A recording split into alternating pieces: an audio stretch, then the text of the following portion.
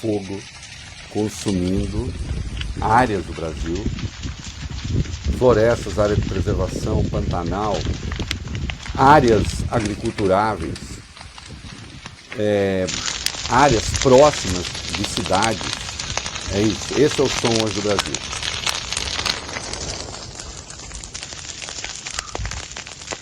A fumaça toma o país.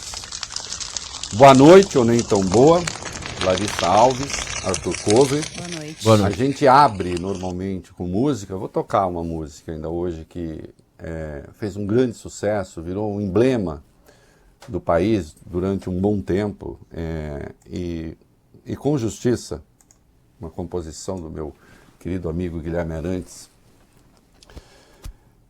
O país está em chamas. As consequências, os efeitos do desequilíbrio climático estão aí. E agora? Há coisa, infelizmente, que já não pode mais ser feita. Não diz respeito só ao Brasil, é uma questão hoje que diz respeito ao mundo, mas ela é especialmente importante para nós e é bom que a gente tenha clareza disso. Nós estamos vivendo a maior seca em 50 anos, há 1.400 cidades em nível extremo ou severo em razão da seca, né? com a baixa de chuva. O mundo registrou em 2024 o mês de agosto mais quente da história. E nos últimos 14 meses, 13 registraram uma temperatura média 1,5 um grau e meio, né? Abaixo, mais quente do que... abaixo não, acima. Mais quente do que era antes do chamado período industrial. O fenômeno se alastra pelo planeta, traz consequências devastadoras para todo mundo. Aqui dentro também, as chuvas extremas do sul são reflexo do desequilíbrio climático. Porque aí, os idiotas começam com a história, tá vendo? Ficam falando, olha aí, mas olha o sul. Ou então você tem extremos de frio e de calor, e extremo de frio, então o extremo de frio nega o aquecimento global. Já não se usa mais nem a expressão aquecimento global. A expressão que se usa é desequilíbrio climático. E a média da temperatura no Brasil está subindo acima da média mundial, né? O Pantanal está passando por um período terrível, porque os rios do Pantanal nascem no Cerrado, e 60% do Cerrado foram destruídos. E aí vem alguns picaretas, que é gente picareta, falaram, a cobertura vegetal brasileira é a mesma que era, tá praticamente igual, não sei o quê. Só 27% do Brasil, na verdade, são ocupados por agricultura, por indústria. Esse número não é verdadeiro. Porque muitas áreas estão devastadas onde, em tese, existe floresta. Isso especialmente na Amazônia, né? Há evidências de incêndios criminosos. Nós vimos em 2019, aconteceu o chamado Dia do Fogo, no Pará. E é muito provável, inclusive em São Paulo, né, que incêndios criminosos estejam acontecendo de novo. A ministra Marina Silva apontou uma questão importante. O desmatamento na Amazônia caiu drasticamente. Aquele desmatamento que é derrubar árvore verde. Vou lá, derrubo e tento plantar coisa no lugar. Só que começou uma outra modalidade agora. Com a queda do desmatamento, com o aumento da fiscalização, então os incêndios criminosos estão precedendo a derrubada das florestas, entende? Virou uma nova forma de desmatamento. Sim, esse ar ruim que se respira em boa parte do país é decorrência das queimadas na Amazônia, das queimadas no Centro-Oeste, né? Cerrado, Pantanal. Só que nós temos os tais fenômenos, depois vocês estudem, dos chamados rios aéreos. Por onde a água chega, também chega a fumaça. E ela vem, por exemplo, a São Paulo. Por exemplo, mas As capitais do Brasil, as cidades do Brasil inteiro, sente-se o cheiro da fumaça. Falei no domingo, na Castelo Branco, a rodovia aqui de São Paulo, próximo de São Paulo, um incêndio gigantesco, numa área muito perto da área urbana. Pra vocês terem uma ideia, no pé dessa área, desse morro onde estava esse incêndio, tem nada menos, espero que já tenha sido apagado, de um posto de gasolina, que estava lotado, inclusive com caminhões, esses postos que ficam com caminhões de combustível. Então a situação é absolutamente dramática. Não se trata aqui, não nesse comentário, presta atenção nisso, culpado é fulano, culpado é beltrano, culpados são todos aqueles que acham que essa é uma questão irrelevante. Também são culpados. Ainda que não seja uma culpa, um dolo específico da pessoa, não, mas esse negócio de meio ambiente é conversa mole. Há até gente que acha que as políticas ambientais acabam prejudicando o meio ambiente. Bom, claro, você pode ter uma política ambiental burra, mas no geral é gente que está com vontade de destruir.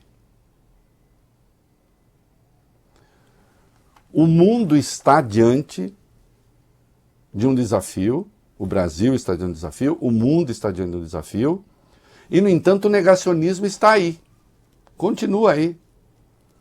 Hoje à noite haverá um debate entre a Kamala Harris e o Donald Trump. Trata-se, Trump, de um negacionista do desequilíbrio climático. Não é?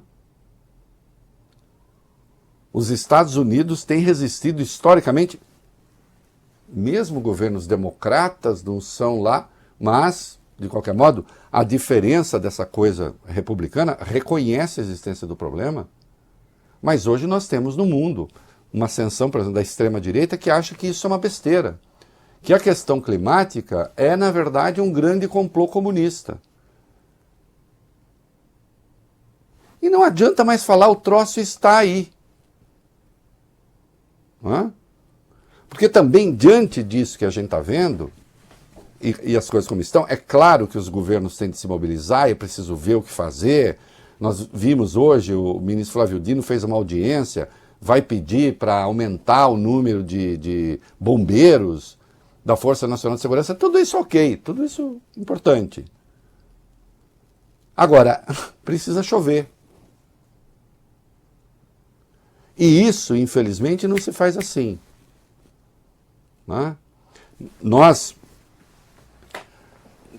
conhecemos de perto o problema da seca no Brasil, a questão histórica do Nordeste, que gerou literatura, música, né? Há um estilo literário, regionalismo literário do modernismo, da literatura pautado esse regionalismo pela seca. Uma das grandes obras do Brasil, gigantesca, uma das maiores, um dos maiores romances do Brasil, Vidas Secas, do Graciliano Ramos, trata disso. Não é? Que sim, existem as questões naturais que condicionam a chuva no Nordeste, mas além da questão da seca, sempre foi uma questão também social, não é isso? Que requeria intervenção humana, parte da intervenção, transposição de São Francisco, uma coisa importante que tem sim efeitos importantes. Mas também o São Francisco depende da água. Não é? Hoje a gente vê o Rio Madeira, em Rondônia, as pessoas andando em bancos de areia, onde deveria ter água. Não tem. A seca na Amazônia traz a seca. A seca de lá é a seca do Centro-Oeste, comprometendo gravemente o agro. A seca de São Paulo, idem. O mundo precisa pensar.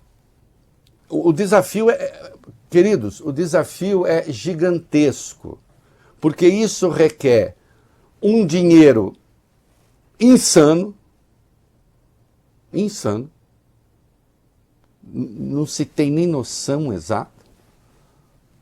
Agora, o mundo precisa pensar a economia em face desse desequilíbrio, em face desses eventos. Isso tem custos. Nós não temos nenhuma ameaça de desabastecimento de energia elétrica, por exemplo, mas se a seca persiste e ninguém tem muito um padrão, dizer assim, vai se resolver não sei quando. Isso não tem. Mas daqui a pouco é preciso ligar a termoelétrica. Daqui a pouco sobe o preço da energia. Sobe o preço da energia, já prejudica, por exemplo, o Banco Central já está de olho. Vamos ver o que vai acontecer com a política de juros, nós vamos ver. Todas essas coisas estão interligadas.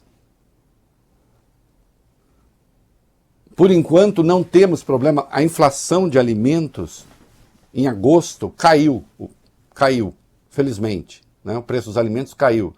Mas agora vamos ver as consequências dessa seca para os alimentos também daqui a pouco. Então, onde vocês encontrarem, olha, é uma questão de sobrevivência da espécie. A verdade é essa. Onde vocês encontrarem um negacionista climático, diga a ele que ele é um irresponsável. Diga que ele precisa estudar um pouco. Não que eu, Reinaldo, possa fazer alguma coisa além de trazer isso para vocês, de pedir que se preste atenção a essas coisas. Mas à medida que se dá pouca atenção para esse tema, os políticos também passam a dar pouca atenção para esse tema. Saibam, nós temos hoje um sem número de projetos no Congresso Nacional para, preste atenção, facilitar o desmatamento. Facilitando o desmatamento é um compromisso com a elevação da temperatura, com a seca, com o desastre. E no limite com a falta de alimento, com a falta de progresso, porque vai faltar dinheiro, vai faltar recurso.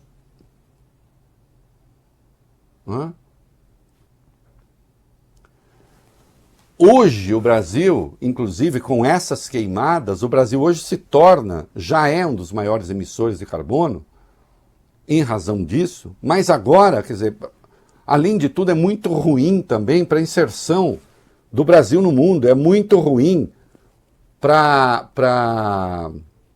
atrair investimentos.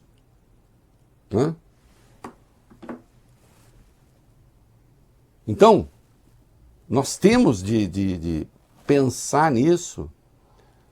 E nós vamos ver ainda ao longo do programa, né, a CCJ, Comissão de Constituição e Justiça da Câmara, enquanto essas coisas estão acontecendo com essa gravidade, e você precisaria ter alguma coisa parecida aí com uma união nacional, tudo bem, não é para aderir ao governo, aliás, é bom que o governo tenha oposição. Agora, que oposição? Para tratar de qual assunto? De anistiar bandido? De anistiar gente que vai depredar sede dos três poderes? Outras medidas na área ambiental que são ignoradas. E, insisto, há uma patelada de projetos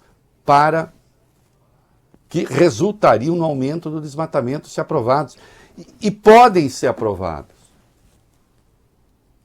Que nós estamos hoje com pessoas que negam a realidade. É muito difícil lidar com coisa assim.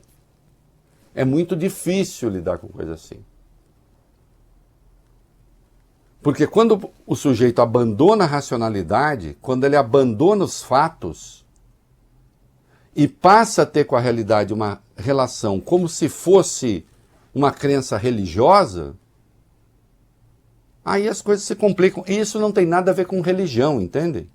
Eu sou religioso. No sentido de ter fé, né? Não pertenço à hierarquia religiosa. Não é? Eu sou católico. o outro é evangélico. A relação com Deus, com o seu Deus, perfeito. Agora, não parta do princípio de que se houver um desmatamento, por exemplo, grave, severo, se prejudicar desse modo o equilíbrio climático, que Deus vai ajudar, porque Deus não vai ajudar. Deus não trará esse conforto. Aliás, para quem lê com alguma atenção, né, a literatura cristã, eu digo literatura cristã no sentido da Bíblia, aquilo que se produziu a respeito, em nenhum momento Deus caça o livre-arbítrio, a sua escolha. Você faz escolhas também. E se você fizer escolhas que são erradas, Deus não proverá. Porque as escolhas nossas, as humanas, são feitas neste mundo. Não é? E Deus não terá nada, não terá como socorrê-lo. E como socorrer o mundo, se afinal de contas a opção dos homens, né, dos que estão aqui, for destruí-lo. Então é muito grave o que se passa no Brasil hoje. E o que eu posso fazer, Reinaldo? A gente não pode fazer muita coisa a não ser defender as boas ideias e nos alinhar com aqueles que defendem as boas ideias e que estão preocupados com a preservação do planeta e que defendem políticas de preservação. Acontece que se formou isso que eu estou falando, dessa crença amalucada, de que justamente os que pretendem preservar são as pessoas más. Não. E aí é preciso que você entenda a realidade, que você leia a realidade. E que tente fazer com que o outro leia. Porque, de fato, hoje eu insisto, esse negócio de negar o que está aos olhos de todo mundo é uma coisa muito grave que está em curso. Mas está. Influenciado por redes sociais, enfim, tem um monte de coisa. Né? As pessoas só ficam dentro da sua bolha, só ouvindo gente que concorda com elas. Está circulando um troço por aí que esse negócio de queimada é tudo mentira. Seria mais um complô dos comunistas. Imaginem vocês. Então esse grau de loucura aqui, que está em curso, né, ajuda a criar esses desastres. O presidente Lula se deslocou para Manaus, né, para tratar dos efeitos da seca, vai anunciar ali um pacote de medidas, mas eu insisto, essas medidas, efeito imediato, vai ter o quê? Medida para atender as pessoas, tentar evitar que as pessoas passem fome, porque, por exemplo, no Amazonas, muita gente, no Amazonas tem lá, a pessoa pesca, não sei o quê, mas boa parte da comida chega de barco. E não tem estrada. E vai ter que ter um sistema para assistir essas pessoas, para levar água potável. Então, tudo isso vai ser feito, tudo isso está em curso, mas é paliativo. E nós deveríamos agora estar pensando para daqui a 5 anos, 10 anos, 15 anos, 50 anos. Porque hoje mesmo, Flávio Dino, fez uma audiência, determinou que se aumenta imediatamente o número de bombeiros, falou que há uma pandemia de incêndios no Brasil. Ok, tudo isso é verdade. Mas tudo isso vai agora. Vamos lá, conseguimos apagar o fogo do mato aqui, apagar o fogo do mato ali? Vamos tentar. Mas e daqui a 10 anos? E daqui a 15? E daqui a 20? Aí, nós precisaríamos ter Um governo preocupado com isso nós temos. Isso é inegável. Mas nós deveríamos ter também um Congresso preocupado com isso. E aí nós não temos. Boa parte do Congresso brasileiro, infelizmente, é negacionista do desequilíbrio climático. Boa parte do Congresso brasileiro apoia medidas de desmatamento. Boa parte do Congresso brasileiro se opõe a medidas de defesa do meio ambiente. E até outro dia nós tínhamos um presidente assim, cujo ministro dizia que estava abrindo a porteira para passar a boiada, que praticamente destruiu o IBAMA e o ICMBio. Ou seja, destruiu justamente a estrutura de combate ao desmatamento, de repressão aos desmatadores. E, infelizmente, essa bancada o Lula não tem. O Lula não tem, porque hoje os parlamentares na Câmara, afinados com a defesa do meio ambiente, devem somar umas 140 pessoas só. Ao contrário. Tudo aquilo que concorre para desmatar, esse sim se consegue uma maioria na Câmara.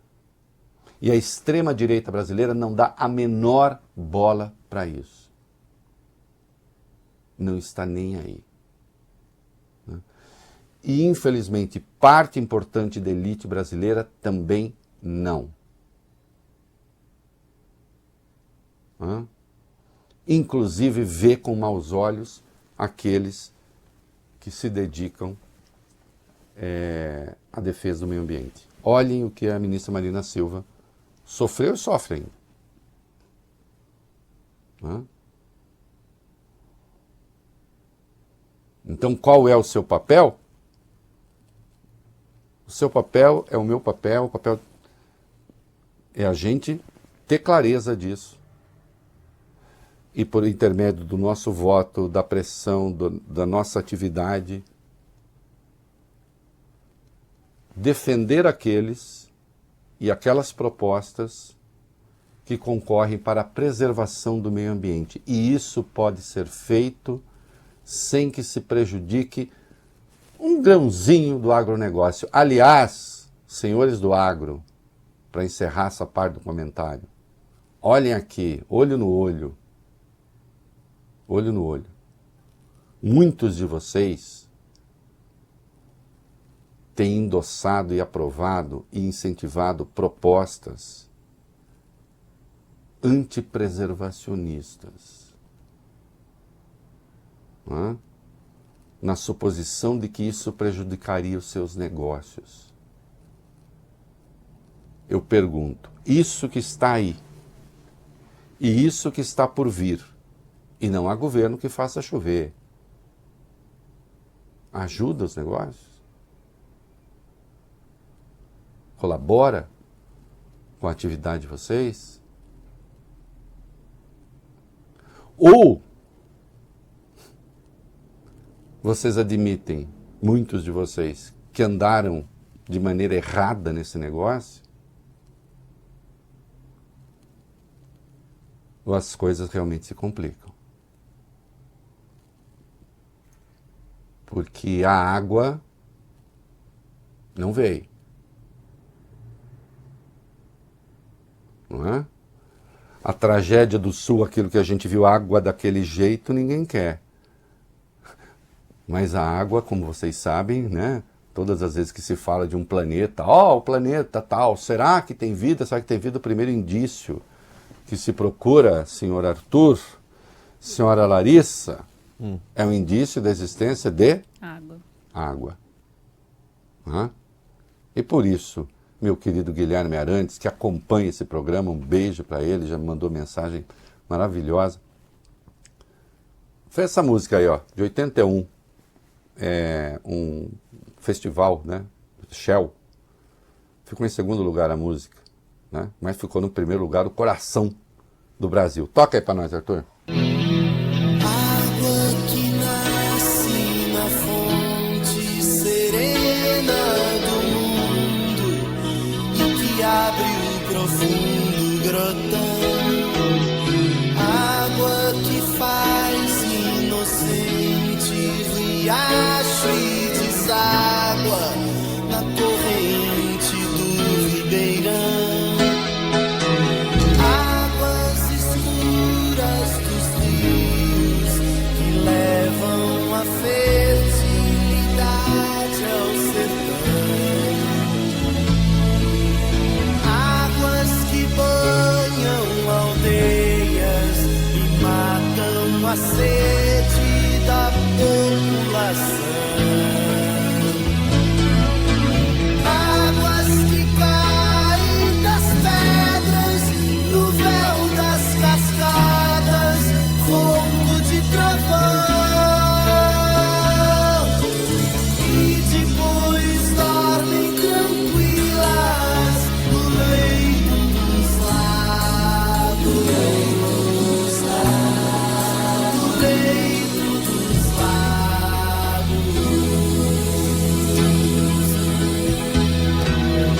Água dos igarapés, onde a mãe d'água é misteriosa canção. Água que o sol evapora, pro céu vai embora, virar nuvens de algodão.